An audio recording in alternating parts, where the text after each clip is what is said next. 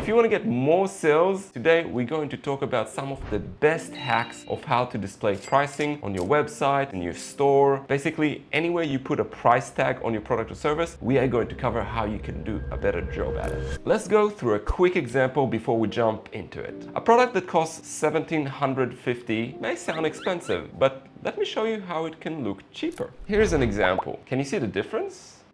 If you add commas or even full stop before you start putting the fractions in your pricing, that actually increases the perception that your price is more expensive.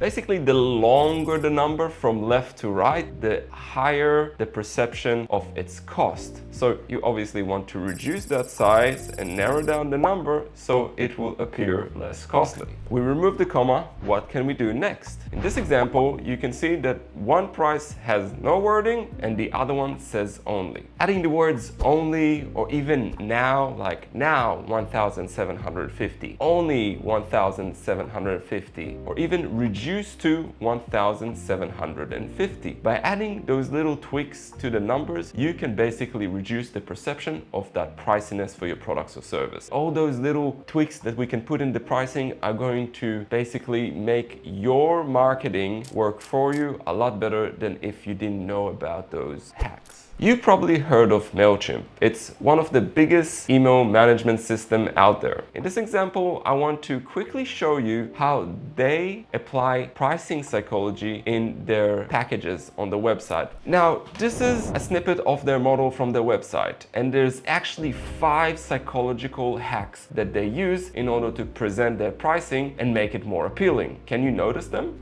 Let me show you what they did. The first one, they basically listed their pricing from left to right in order of magnitude. So basically, they put the biggest price on the left-hand side and the smallest price on the right. Typically, you would expect it to go the other way, right? Smallest starts on the left and bigger ends on the right-hand side. But the idea is price anchoring. If you display your customer the largest price first, then all the prices that follow this one will appear smaller to that bigger price you first displayed. That is called price anchoring. The effect that this has, basically, it means that people would gravitate towards higher price models that you offer or higher price products or services that you offer compared to starting from the lowest to the highest. So the first one on the left here, you can see that they're using the word save 50%. That's a really well-known tactic, basically offering some sort of discount that usually attracts more sales. The second one, very much what we talked about previously. They're using one of the other elements in the next one. You can see that their dollar sign is a lot smaller than the actual font. This is not a coincidence. This is actually a trick to make it seem like the price is a lot lower. If the dollar sign was the actual font size, like the 10, the price will appear bigger. And the last part, 6.50 per month for 12 months, this one is actually an interesting one. What they do is show you a very low price that you pay per month instead of displaying the full price you pay for a year. As you can see in this example, they're showing you the price per month and not the price per year. If they showed you the price per year, that will obviously appear a lot higher. So if we're talking about that specific example over here, we are talking about around 70 something, $80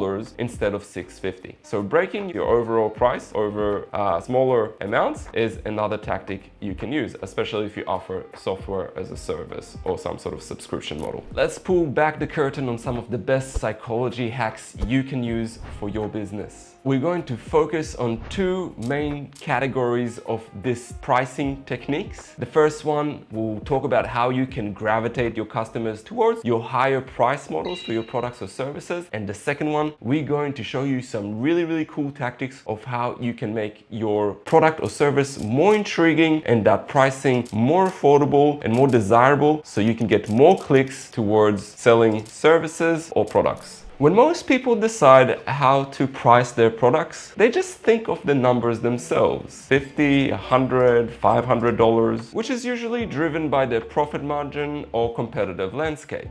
But the number alone doesn't decide how expensive something is or whether you will sell more of it. What can truly set you apart is how you display your pricing relative to other products. This is called price framing, and we're about to cover the 3 best ways to do it. If you nail this part, you will gravitate your potential customers to the product or service you want to sell more of and the one that gives you better margins. This is probably one of the oldest tricks in the books, but the most effective one. This example is taken from a company that offer advertising services, and they can do it on their website or in their actual newspaper. This was the result when they were advertising web or web and print. So you can see clearly in this example that most people chose the cheaper offer. But this company cleverly created another price within that model that gravitated many more people to the web and print option. This might seem deceiving, but it worked really well. They basically introduced print only, costing the same as the web and print option. And that makes the people perceive that web and print is basically the better deal because web is essentially free compared to print only. So it's a no-brainer to obviously get web and print instead. So essentially, if you have two prices, one of them is higher but gives you more margin, and this is where you want to gravitate people, try to find a middle option that will make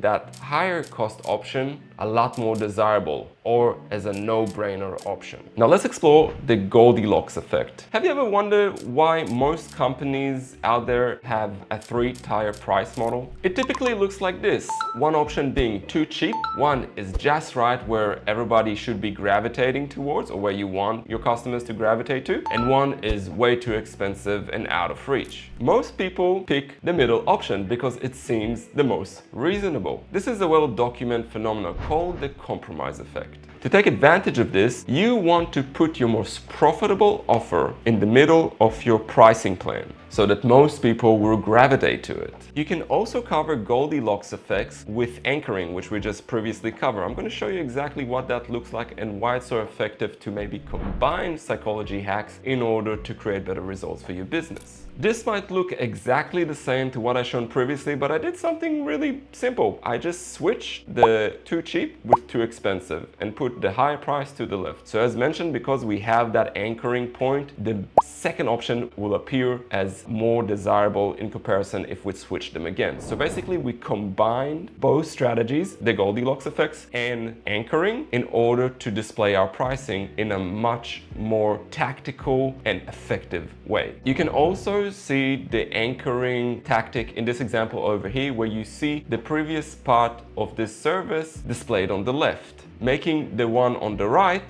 which is the discounted price, a lot more appealing. This also activates a form of loss aversion. People hate missing out on discounts, so seeing the old price and then the new price after it's been discounted makes potential customers feel the urge to get that product right away so they don't miss out. You can also pair this with statements like sale ends in 24 hours or this offer is limited to add urgency to the mix. The last psychology example that I want to talk about is the decoy effect, and this one is a little bit manipulative. In this example over here, you can see that we have a single app that costs almost $38 per license, and the Creative Cloud Pro gives you 20 plus apps just for $99. This is a really clear example of putting in a price that no one is going to basically be attracted to in terms of what they get in return, in order to make the other one feel much more valuable or much more desirable. If you offer something that doesn't give much value in return and next to it you put something that is slightly higher price but offers the whole package, then obviously people will gravitate towards that. Here is where the psychology gets almost a little bit creepy. The next 7 psychology hacks that we will cover slip under the radar and are almost unnoticeable, but they have a huge impact. Words that you add to your pricing have a significant impact on the overall sales that you will get. I'm about to cover exactly what sort of words you should be using and how in order to make your products and services a lot more attractive.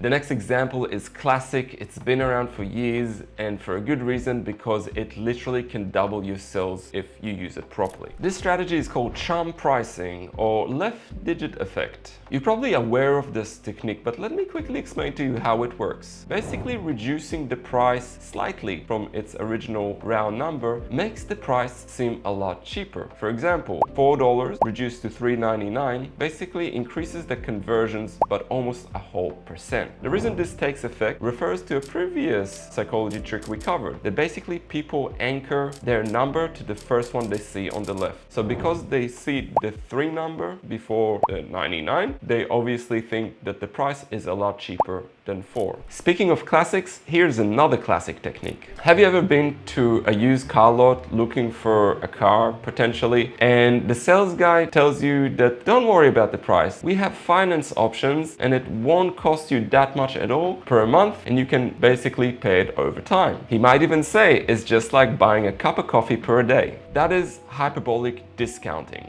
The science behind it goes back decades, but its value still holds true today. Now that we talked about how you can make your product or service pricing a lot more cheaper using hyperbolic discount over time, let's talk about what sort of words you should be using along with how you display your pricing. Now that we talked about it, you probably see it everywhere, but here even Spotify uses it for its most desired package. Only $11.99. Now, only doesn't mean it's discounted or there's some sort of promotion. It's just a word and only makes things appear smaller. Let's explore some other examples of words that make pricing seem smaller. Only, just, as little as, low, light. Use those words if you want to make your pricing appear smaller. On the other hand, if you want to make your products seem more luxurious, use these words: premium, luxury, high, gold, additional. Obviously don't use them with your pricing, but use them with your product names so they appear more valuable for the price that you set for them. Don't miss out on the next one because it will blow your mind. This strategy is about inserting larger numbers near your pricing that are magnitudely higher than your price. So for example, trusted by 10,000 people nationwide, get started for $49. That higher number that you see there has nothing to do with the pricing, but because our brain makes the $49 a month a lot smaller, so we might be enticed to get this package just based on how this price visually represented. Here's another example that I took from MailChimp. They put 2 big numbers next to the pricing model, how much emails they can send a month and how many contacts you can send emails to with that package, next to the price of that email package. So as you can see, they cleverly inserted much bigger numbers near the price to make it appear smaller. The next one has to do with the currency symbol, and I've touched on that, but let me just explain a little bit how it works. When there's a currency symbol that is large and darkened or bolded right next to the number, for some reason it makes us feel that the currency or the price is actually higher, and we put more attention to that dollar sign. But if we reduce it slightly, make it smaller, less bold, then we focus on the number itself rather than what it represents, which is the cost. This strategy works very well because our brain is sensitive to visual weight.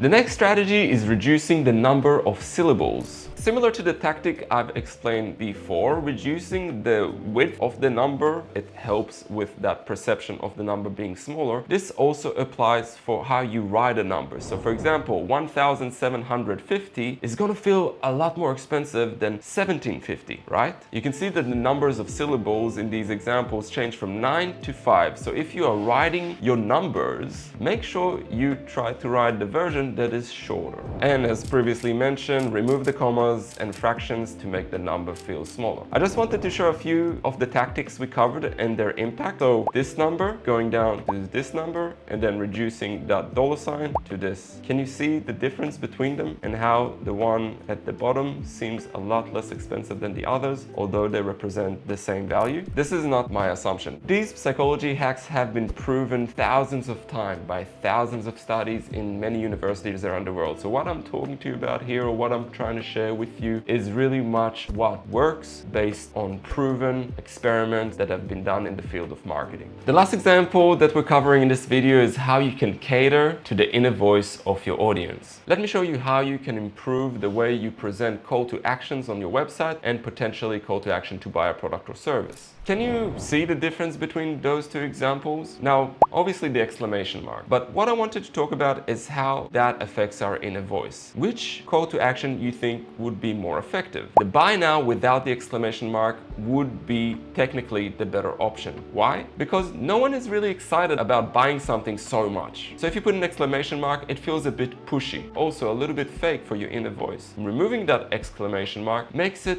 feel more approachable, makes feel buying like a more chilled experience rather than a force, get this product right now. Here's another example. Which of these do you think gets more conversions? I'll give you a second to think about it. The answer is the one below it, the one with the brackets. The reason is the brackets make feel the price more subtle, like a secondary thing, rather than what you're offering the gift wrapping. So in this example, it's been proven that the bottom example has actually increased conversion by 28% just by putting the price in the brackets. There are many other ways you can cater to the inner voice when it comes to displaying pricing, and I think I'll make like a whole video about that, because there's definitely a lot of tricks and a lot of tactics you can use to cater to someone's inner voice, which will drive more sales and more conversions for your business. While these psychology hacks are very helpful, use them carefully so you don't aggregate or mislead your potential customers. Authenticity matters more.